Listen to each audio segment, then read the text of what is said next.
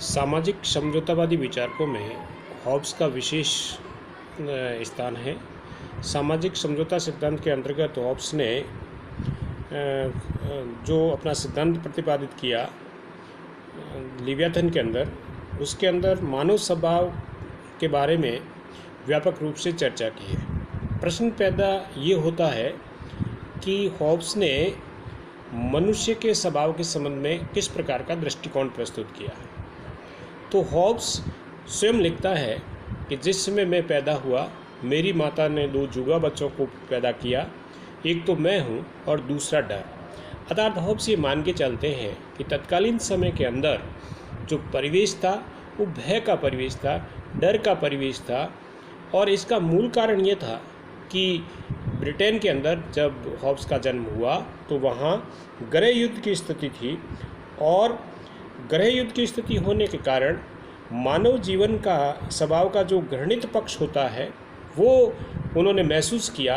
और इसी कारण से हॉब्स जो है मानव स्वभाव को निंदित करता है या मानव स्वभाव को स्वार्थी, नीच, दुष्ट, विवेकहीन और आत्मकेंद्रित मानता है। हॉब्स के अनुसार संपूर्ण ब्रह्मांड एक मैकेनिज्म है, एक मशीन है जिसका निर्माण विभिन्न पुर्जों से हुआ है जो यांत्रिक नियमों से संचालित होते हैं। मनुष्य उसी ब्रह्मांड का एक छोटा सा रूप है और वह एक मशीन के समान कार्य करता है। उसका निर्माण ब्रह्मांड की भांति विश्व में संचालित पुर्जों से हुआ है।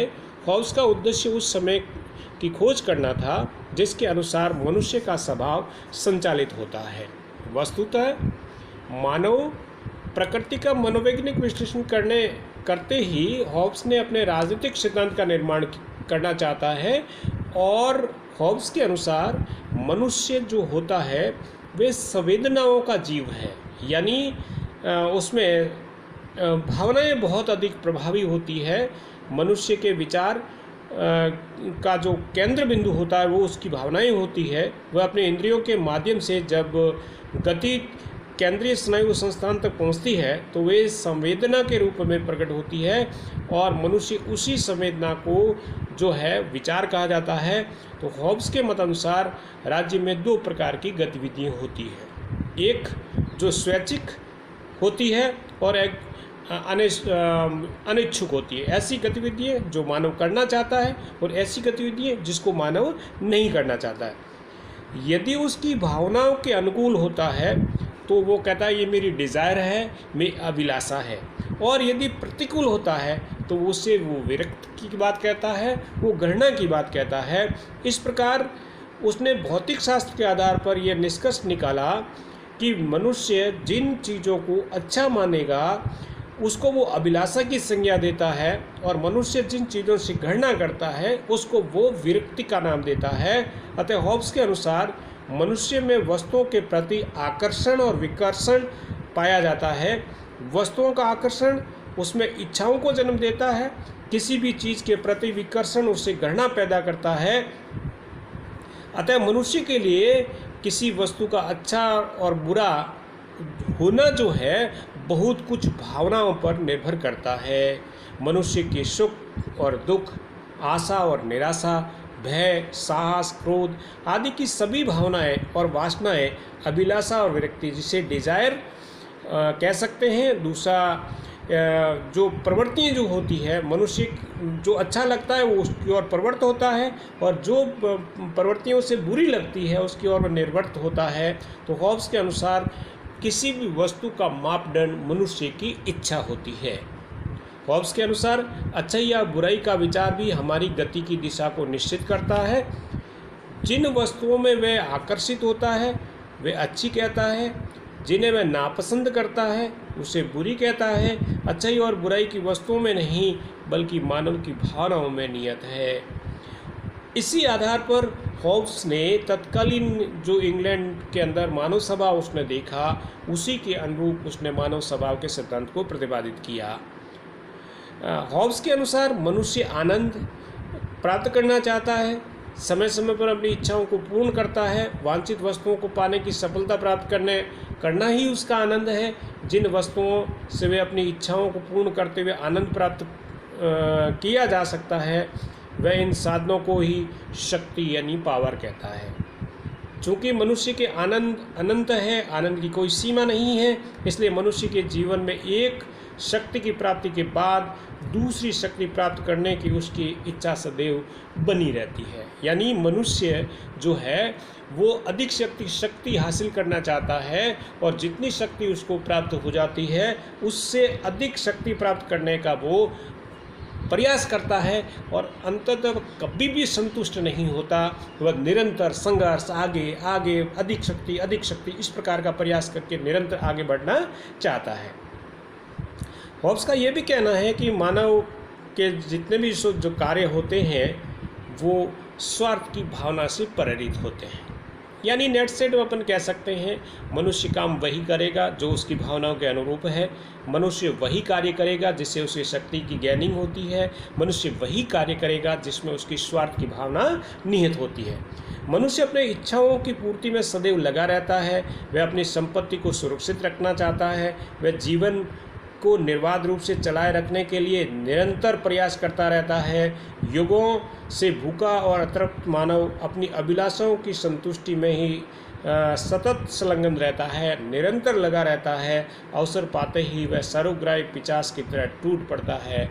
यदि उसको जब मौका मिलता है तो वो अपने स्वार्थों की पूर्ति के लिए, शक्ति को हासिल करने के लिए, अपने उद्देश्यों को पूरा करने के लिए वह पूरा जोर लगाता है, और स्वयं को जीवित रखने के लिए तथा स्वयं की इच्छाओं की पूर्ति के लिए दूसरों को ध्वस्त करने से भी नहीं हिचकता है। यानी मनुष्य कहीं से भी परोपकारी नहीं है।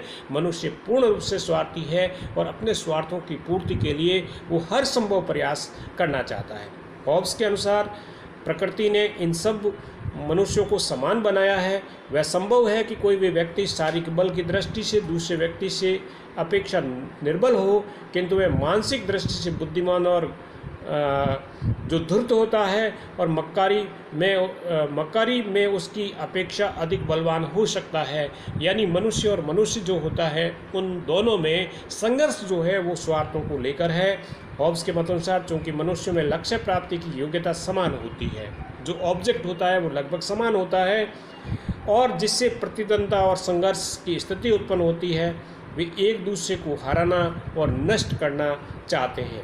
मनुष्य प्रतिस्पर्धा के चलते लाभ के लिए, अविश्वास के चलते रक्षा के लिए, और वैभव प्राप्ति के लिए, प्रसिद्धि के लिए आपस में संघर्ष करते हैं। संक्षेप में हम कह सकते हैं कि 3 कारणों से मनुष्य में निरंतर संघर्ष चलता है, अनादिकाल से संघर्ष चलता है। पहला जो है वो है प्रतिद्वंद्विता, कंपटीशन, दूसरा भय, फेयर, डर, और तीसरा है कृति, यानी एक दूसरे के साथ प्रतिस्पर्धा करना, संघर्ष करना, और दूसरे से हमेशा भयभीत रहना, और तीसरा अपना नाम करना, अपनी कृति को स्थापित करना, अपना मान सम्मान स्थापित करना। ये 3 बड़े कारण हैं जो मनुष्य निरंतर संघर्ष के कारण बनते हैं, और प्रतिस्पर्धा, भय और कृति प्राप्त करने की आशंका सतत संघर्ष उत्पन्न करती है। जब 2 व्यक्ति एक ही वस्तु पाने के लिए प्रयास करते हैं तो उनमें प्रतिस्पर्धा शुरू हो जाती है, कंपटीशन शुरू हो जाता है। जब एक व्यक्ति की एक आकांक्षा में व्यतीत रहता है तो दूसरे की शक्ति उससे अधिक न बढ़ जाए, वह उससे भय खाता है, और मनुष्य की ये इच्छा ही स्वाभाविक है कि अन्य व्यक्ति उसकी प्रशंसा करे, उसे अपने से बड़ा और ऊंचा समझे। अतः सब व्यक्तियों में एक दूसरे के साथ संबंध, स्पर्धा, अविश्वास और कृति की भावना से निर्धारित होते हैं। यद्यपि मनुष्य शांति चाहता है, किंतु उसे सदैव दूसरों का भय लगा रहता है। वह अपनी संपत्ति और अधिकार बढ़ाना चाहता है, अतः अपने साथियों के साथ शाश्वत संघर्ष में संलग्न रहता है।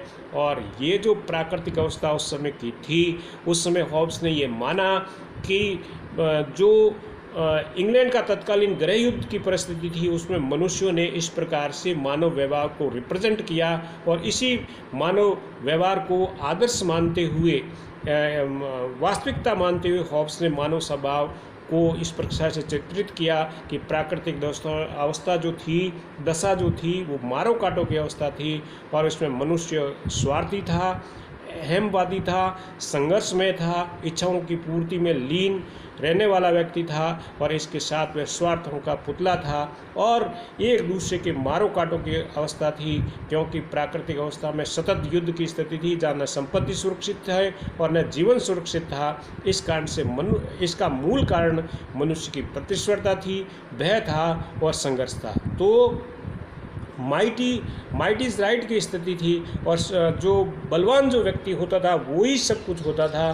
तो हॉब्स का ये कहना था कि मानव स्वभाव जो है वो इस प्रकार का दुष्ट प्रवृत्ति का था और इसीलिए मनुष्य कभी भी अच्छा नहीं हो सकता।